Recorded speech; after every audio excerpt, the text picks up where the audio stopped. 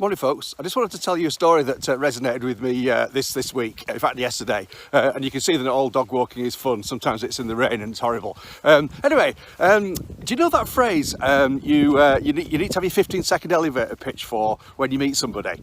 That's very common and very well known, and you know, I often equate that 15-second elevator pitch to what you should have on your LinkedIn headline. And I'll tell you a little story. I sometimes say that in training sessions, when I go to networking events and I'm going around shaking hands, I've got my coffee or my glass of wine, depending on the time of day, and I go up to somebody and say, hello, nice to meet you, Frank, and how are you doing? Great. And what do you do, Frank? And Frank says to me, I'm an accountant. And a little bit inside me dies. Sorry to all accountants. But anyway, do you know what I mean? They're not always the most engaging type of individuals, and it's hard to get across what an accountant does that benefits them, everybody. We all need one, we all have one, but actually meeting one at an event like that is not the most brilliant thing you can do in the world. But what about if Frank had said to me, Nigel, I'm glad you asked me that question. I helped turn my clients' hard-earned income into an extra family holiday a year as a consequence of the tax efficiency savings I make on their expenses. Wow!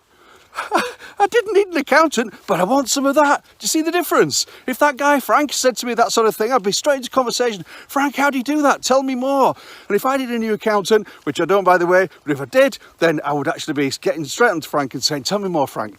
Pass that by me again.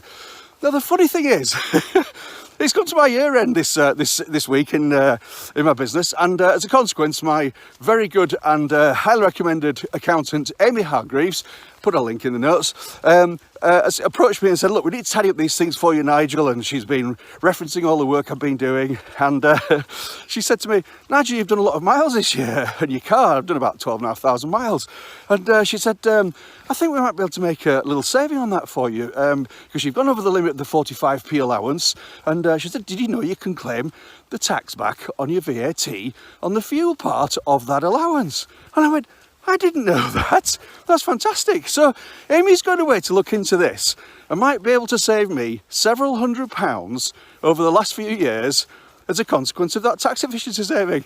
How weird is that? I've been saying this for years as an example of how to sort out your elevator pitch. And only yesterday, reality's come true. I'm actually going to have a family holiday next year as a consequence of the tax efficiencies that Amy has managed to make of my expenses. That's so funny. Listen, what's your headline? What's your LinkedIn headline? You've got 120 characters, a bit more if you use the mobile, little tip there, to actually get your statement across.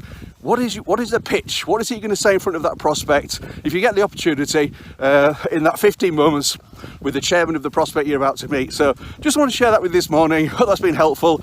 Have a great day. See you soon.